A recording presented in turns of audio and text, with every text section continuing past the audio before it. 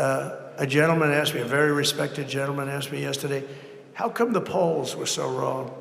They showed you winning, but not in a landslide. I said, because people that are true Trumpers are so angry at the whole polling system and at the writers of fake news. Ladies and gentlemen, we are here as witnesses to President Trump's triumphant return to the White House.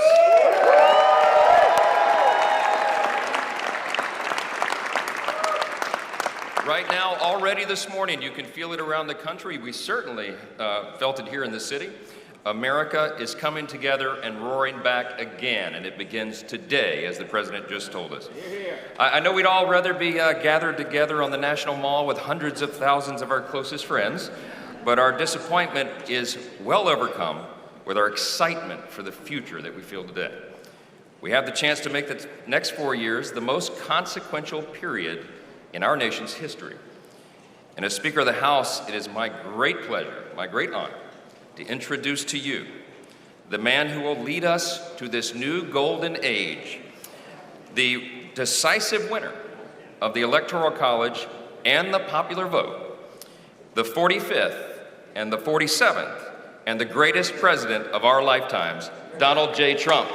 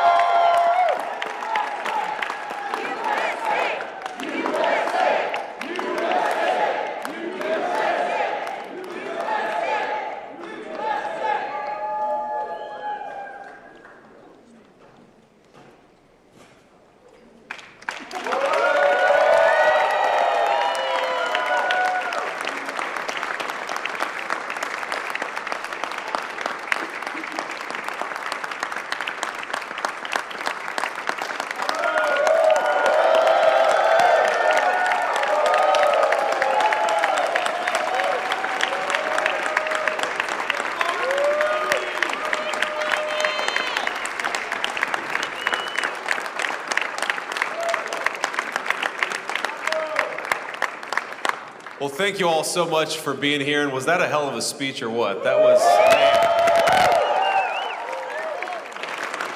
a good way to start it off. You know, I didn't know exactly what the president would put in that speech, and I hoped to myself that he wasn't going to hold back, and sir, you didn't hold back. That was a hell of a way to start the next 4 years. But I just want to say from the bottom of my heart, and I know I speak for the president and for all of us, thank you, thank you, thank you for making this possible. We love you. We wouldn't be here without you, and we're going to make America great again together for the next 4 years.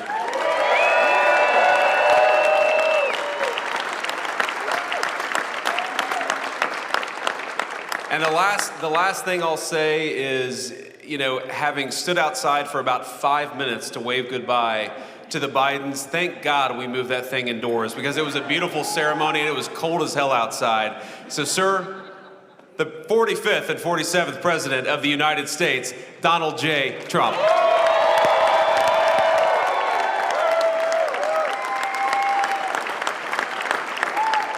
No, he's right.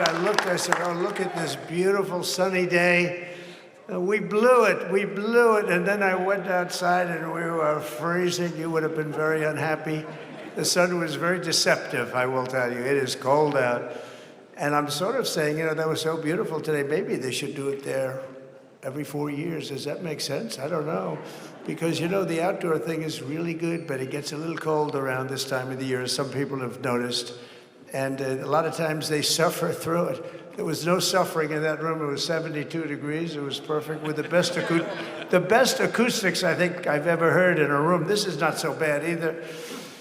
But I just want to say, You're a younger, far more beautiful audience that I just spoke to. And I want to keep it off the record. I want to keep that off the record because I don't want to have all those big shots up there. I don't want to think you're more powerful than them, you look better than them, and I love you. Now, we just had a great time. We just had a great day. This was amazing. You know, when you think we took a journey, I mentioned in the speech, a lot of people said that was not a journey that was possible, and it was indeed possible. I didn't really know too much about what they were saying when they said that, but a lot of people felt it. And we hooked up with JD very early. I watched JD over a period of time. I endorsed him in Ohio. He was a great senator, and very, very smart. The only one smarter than him was his wife. That was, I would have chosen her, but somehow the line of succession didn't work that way, right? But now she's great and he's great. This is a great, beautiful couple and unbelievable career. I just said to him, you are very upwardly mobile, because he hasn't been doing it that long, but he picked it up so quickly. Remember, the first week was a little bit like the fake news was hitting him really hard. And I said, ooh, this may be tough, but after that, it was smooth sailing for him. He took on everybody. He took on the meanest. I don't want to use the word corrupt because we're into a new system, so let's wait till the corruption begins, because it will. But he took on some pretty mean people, and he handled it well. I want to also congratulate Mike Johnson for the job that he's doing.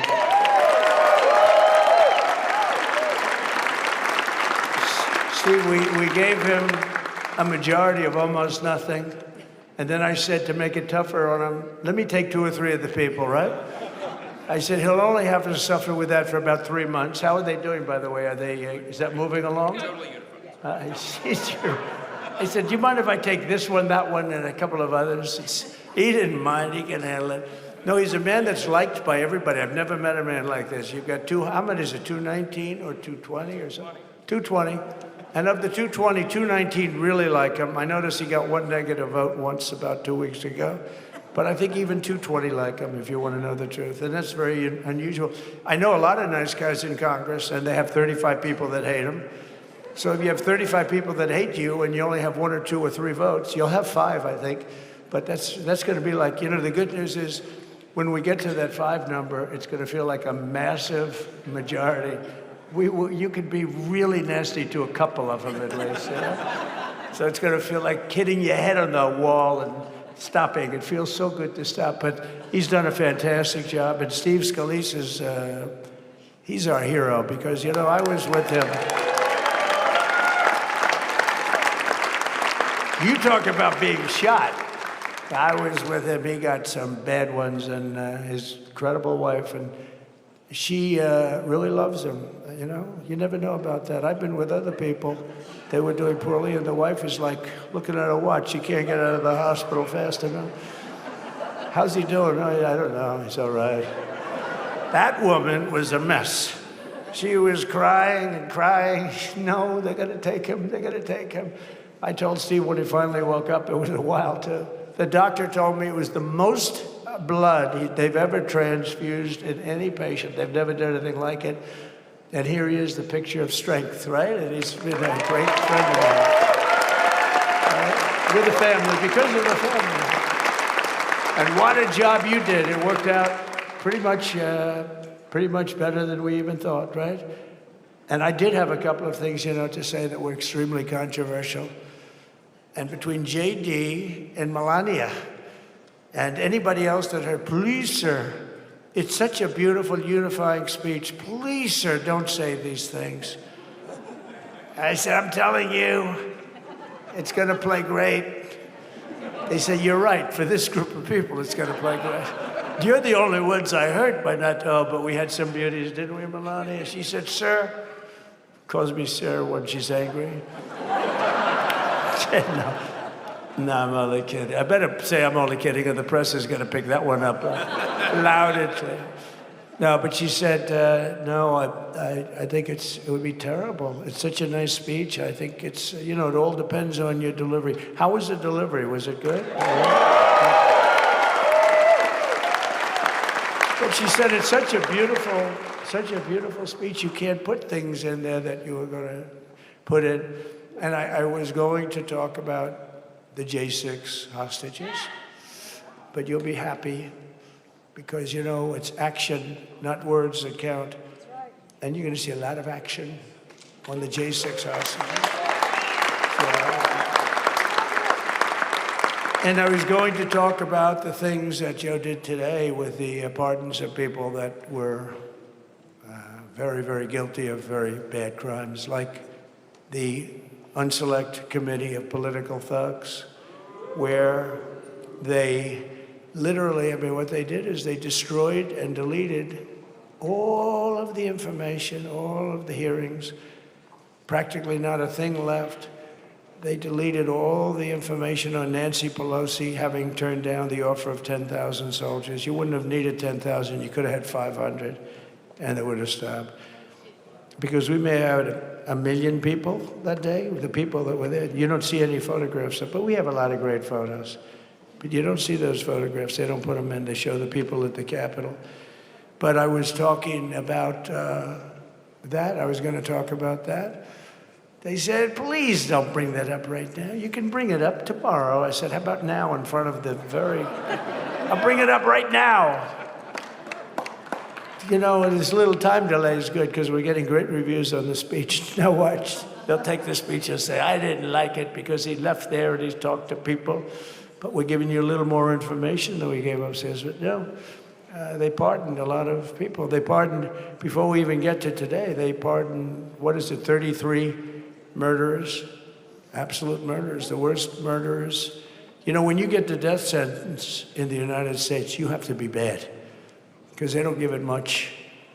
And he pardoned almost everybody having a death sentence. And if you went through the crimes that were committed, you wouldn't even believe them. The level of violence, the people that were killed, the innocence of people that were killed and children killed by these people. And he pardoned them for whatever reason.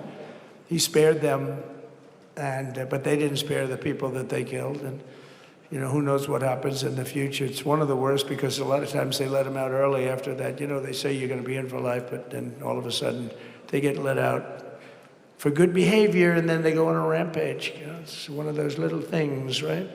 But I was going to talk about that. But I was really going to talk about the level of, you know, what's going on. Why are we doing this? Why are we trying to help a guy like Milley? Why are we doing Milley? He was pardoned. What he said, terrible what he said. Why are we helping some of the people? Why are we helping Liz Cheney? I mean, Liz Cheney is a disaster. She's a crying lunatic and crying Adam Kinzinger. He's a super crying. I never saw the guy not crying. He's always crying. I looked at him. I remember years ago, he was actually on my side. And then one day, you know, when you don't want to kill people in wars, they turn against you. Liz Cheney hated the concept of not going to war with everybody. Let's kill everybody. Let's spend a lot of money on military equipment, you know, where her father works, right? And, but what she did was incredible. Think of it. They destroyed and deleted all of that information that went on for almost 2 years against Trump. And the reason they did, because it was all false, like the person that said, I tried to strangle a Secret Service agent. That's one of the toughest human beings I think I've ever seen. I actually had a friend saying, please don't change that, sir. You are the coolest sucker in history. Remember, she said, I put my hands around his neck because he wouldn't go to the Capitol. Made up fiction. And I was rebuffed. And the guy on the right is a massive weightlifter, probably stronger than me. Do you think he's stronger than me, honey? You know who I'm talking about. Possibly stronger than me. Slightly younger than me, like, I won't say how many years because I don't want to talk about that, but a lot of years. But I had a friend that said, why are you disputing that story? That's the coolest story I've ever heard. That I would attack a karate champion, get slightly rebuffed, and then throw my arms around a guy with a neck about this big.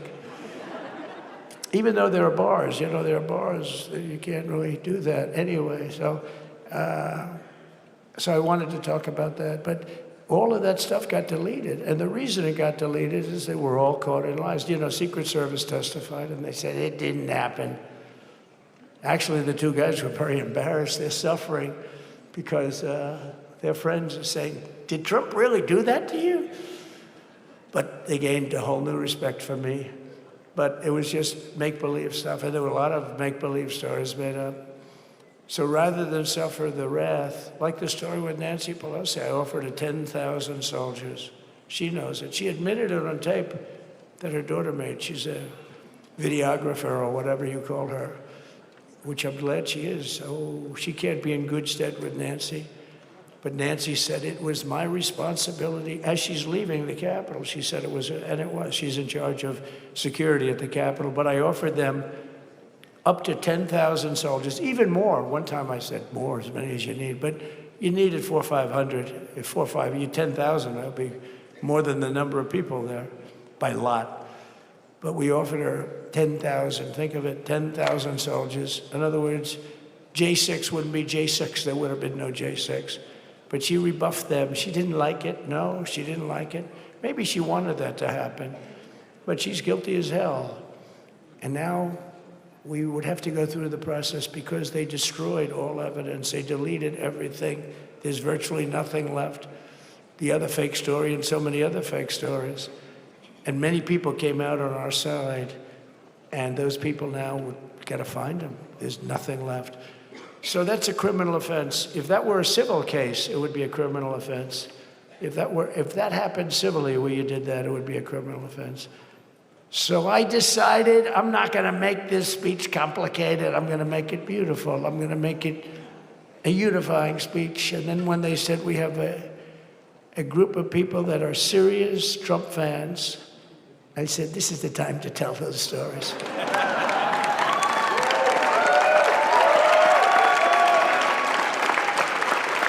He knows. So anyway, but seriously, I'd like to, I think it was a tremendous success. I think we're very lucky we put it inside because it is really cold. We just went to the helicopter out of respect to something that's taken place for a long time. I guess it's as old as helicopters. You used to get into a stagecoach, now you get into a helicopter. Times change. But it's pretty old custom. And it's a beautiful custom, actually. It's a beautiful custom. I wish we could have had a better relationship. I wish we could have had a better relationship between Republicans and Democrats. I was with Senator Schumer. I said, Chuck, I think it's time we all start getting along a little bit because it doesn't make sense. I mean, we literally never get a Democrat vote. They never get a Republican vote, almost. And although there is a bill coming up very shortly that we have a lot of Democrat votes, right? That's going to be a very beautiful bill. We're going to have a signing, I would say, within a week or so, I think. And it's going to be a very good bill. You all know what I'm talking about. So I just want to thank you all for being here. You have been our fans from day one. All these people all over. You've been our fans. This has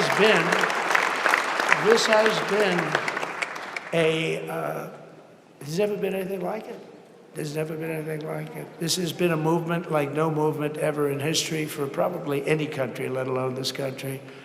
You know, if somebody's running for president, and if they go out and they announce they're going to Arizona, they're going to Nevada, they're going to someplace, if you have 200 or 300 people, that would be standard. Ronald Reagan would go out.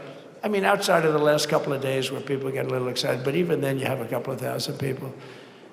But if you're going to go someplace, any place, any one of the swing states, any one of the other states, I mean, how about the non-swing states? We won Alabama by 48 points.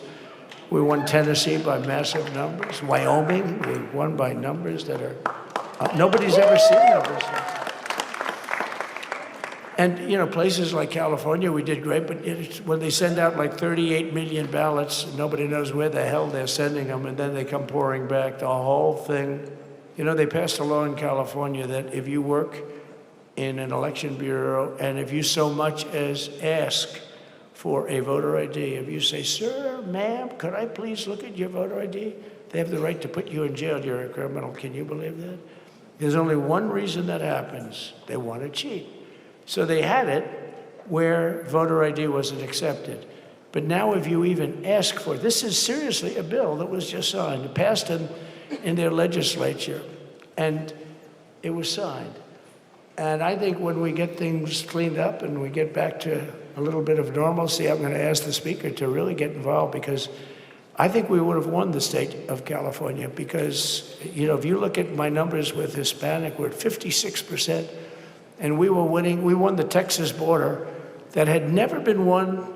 As the governor said, he's doing a good job, the governor, by the way, of Texas, but as the governor said, it hasn't, oh, did I get lucky? Get lucky. Supposing I said, he's not here, but the governor of Texas has done a terrible job. Wow, look at you. You mean we couldn't get you up in the front row? I'll tell you. Supposing I said, JD, the governor of Texas, he's not doing his job. You heard what I said? See, I didn't know you were there. I said he's doing a great job. He's doing a phenomenal job. But now you're going to have a partner that's going to work with you, because you didn't have, not only didn't he have a partner, he had people selling the wall, right? We have a fence structure that we worked on, the governor worked on with me. And I didn't love it, to be honest with you. I wanted a nice precast concrete, 40, 50 feet high, like a beautiful, could have been a T-shape, Y-shape. I love construction. I wanted that sucker to go up maybe 50, 60 feet. It would have looked beautiful, a nice Y shape. And they said, the problem is, sir, they climbed that like a rabbit. I said, what do you mean? No way. And they brought some of these guys out. They climbed it like, and the other thing is you hit it with acid and the thing will disintegrate. They have things for concrete. So they needed very hardened steel, very special steel. And then they needed 7,000-pound concrete inside that steel, inside that steel. And then they have a rebar. That's the toughest steel made. Very hard to cut. So this is why very little is cut. I mean, it's right. And then they put a anti-climb panel on top. I hated it. I said, it's so unattractive. And I said, why would that work? I don't believe it works. And I went to watch the Border Patrol, gave a display. We had actually two sets of climbers. The guys that climb up walls with drugs on their back. I mean, they got like 60, 70 pounds of drug, and they go as fast as you can walk. They go bip, bip, bip. Or we have Mount Everest type climbers. And honestly, the drug guys were much better. I couldn't believe it. The drug guys blew them away, right? But it's true, the anti-climb panel, they couldn't get around it. They just couldn't. You didn't have it. So sometimes you sacrifice beauty for efficiency. And we did. So we built this wall. And we built over 500 miles of wall. That's why we had such good numbers. The famous chart that came down, very thankfully, the chart that came down on my right, Governor, had I not looked over there, I'm not speaking right now. You might be speaking here. You want to know the truth? You, JD, have got a lot of great people in this party. But I got very lucky. But we had the best numbers we've ever had. But I bought, what happens is when you fill it up, it's like water. You fill it up. Now we have 571 miles of wall. And they would always say, when we renovated a wall, so there'd be like a piece of plywood sitting there for 60 years, or a 2x4 sitting for 60 years on the ground and rotting.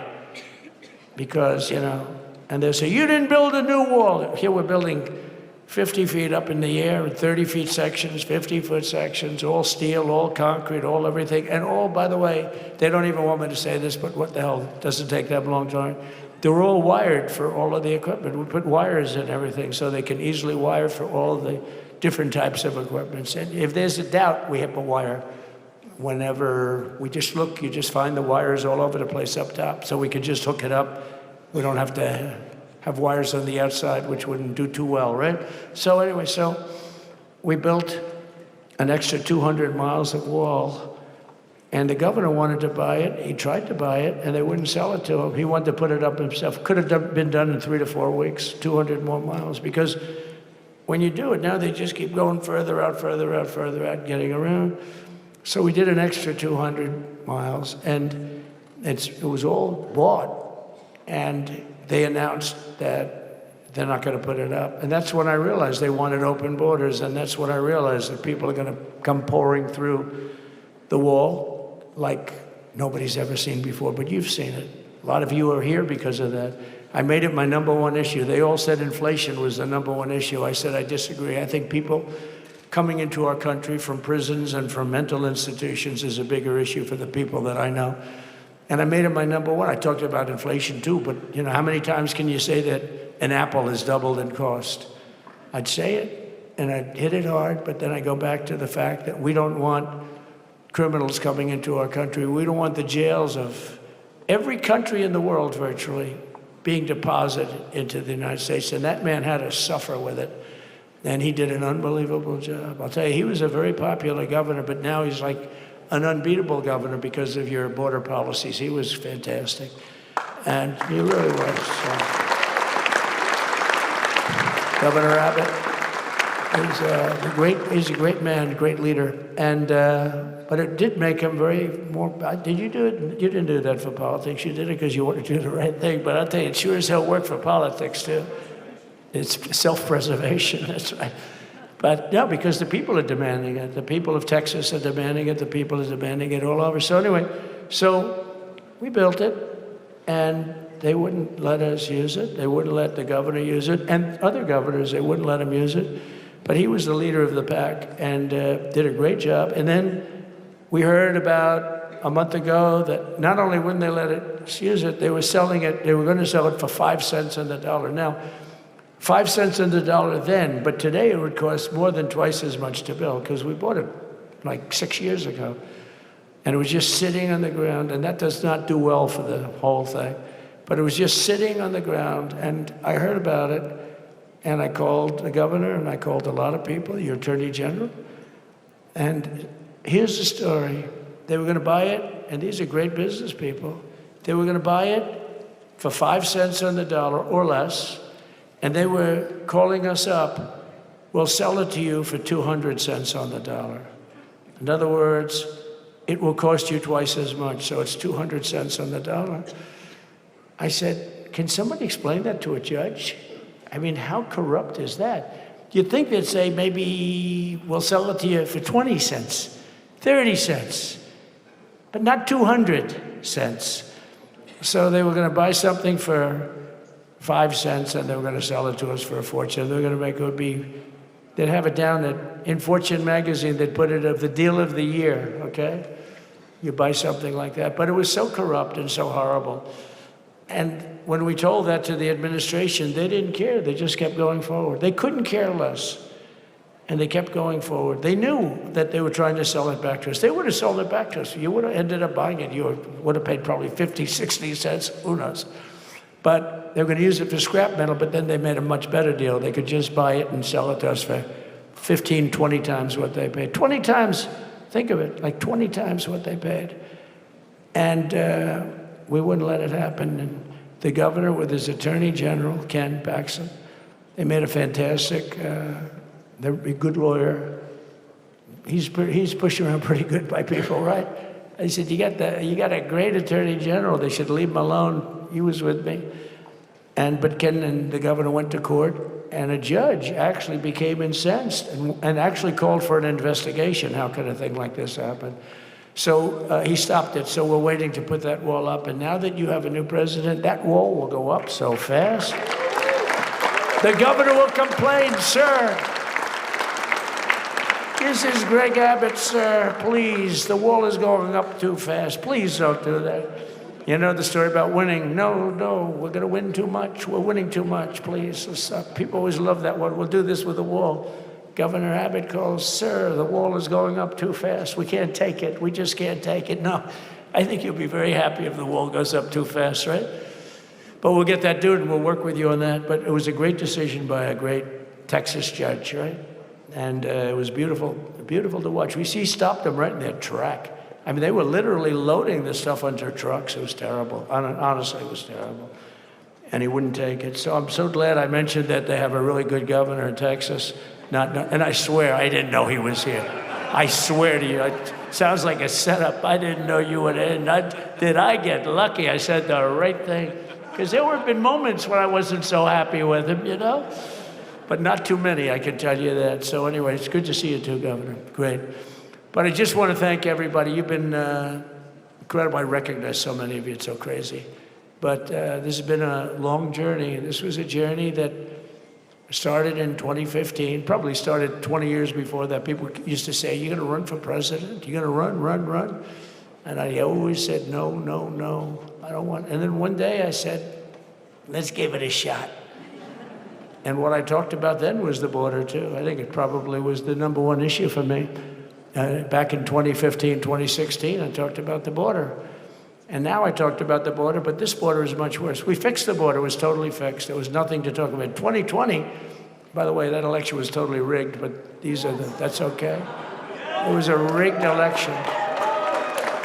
You know the only thing good about it? It showed how bad they are, showed how incompetent, and frankly, historically, this is a much bigger event. If that would have gone like it should have, the bad thing about it is some bad things happen, like a lot of people in our country that wouldn't be in our country right now. So you know that's the bad part. But I will say that it started in 2015, and right from the beginning, we went to the top. Day one, they announced Trump, and Trump went to number one and stayed there for the whole primary. And then we took on Hillary. She didn't look too happy today. We took on Hillary.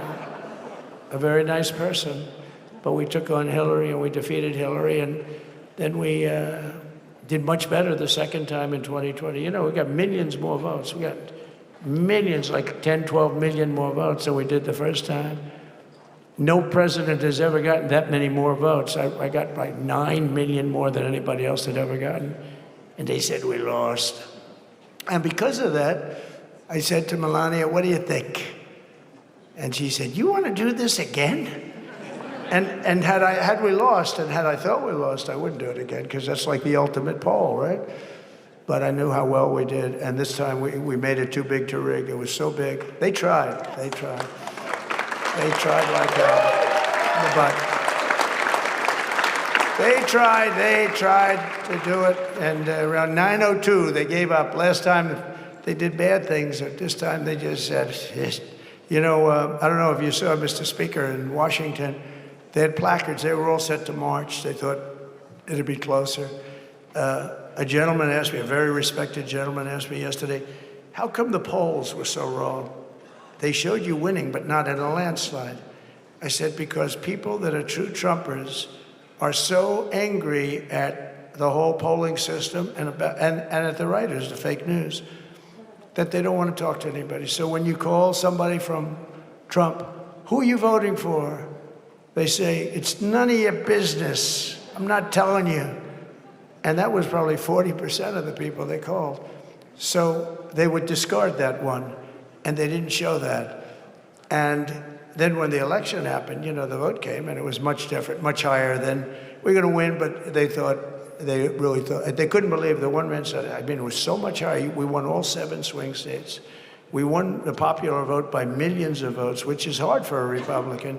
I'll tell you who came through. The unions came through. The auto workers were great. The Teamsters were great. The firemen were great. I think almost every union was great. The only one that weren't great, although Sean was great, and the Teamsters, Sean O'Brien, the head of the Teamsters, was fantastic. But generally speaking, the head of the union was against Trump, but the union would be with us for like 80, 85%. Look what we did with the auto workers in Michigan. Look what we did with the Teamsters. The Teamsters were unbelievable. They were a solid Democrat vote, and they voted for Trump. So we had a great experience. This has been, now we have to go to work and get it done, because we have to do something that's going to be great. We're going to turn our country around, and we're going to turn it around fast.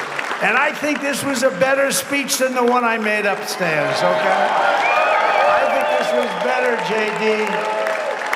I think this was much better, and I got to see my friend. So, Governor, take care of yourself. You call me, we'll start working. You know what that means with him? He's going to be calling me tomorrow morning at about 6. And I said, how about next week?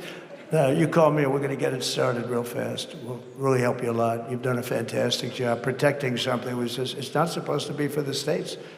And amazing job you've done. Thank you very much. And I want to thank everybody. And I have a First Lady who's been incredible.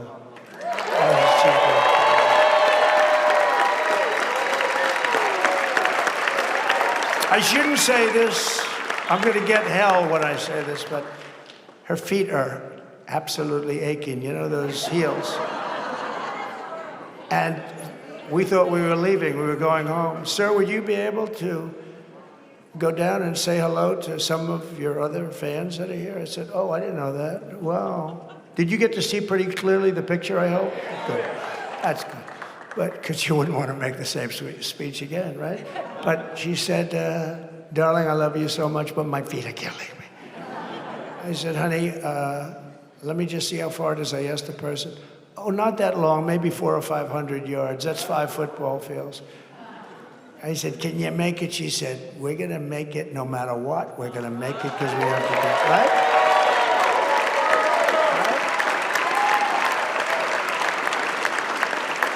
And then we went out to the helicopter, though, just prior to this and said goodbye. And it's a custom, and the wind is blowing like crazy. And with the hat that she's wearing, she almost blew away. We almost lost her. She was being elevated off the ground. She almost blew away. No. So we all appreciate it because she's been a great First Lady, a beautiful and a great First Lady. And they love our First Lady. You know, JD, whenever I make a speech, I see hundreds of times, we love our First Lady, we love, and they do, and they should, she's great. So I just want to thank you very much. I just want to thank everybody. And I felt that, I said to JD, should we give him the A treatment, the B treatment, the C, the D, or the F? You know what the F is? Hello, everybody, thank you for being here. Bye-bye. I gave you the A+ treatment. Thank you. Thank you all. Thank you, Governor. Thank you all very much. Appreciate it.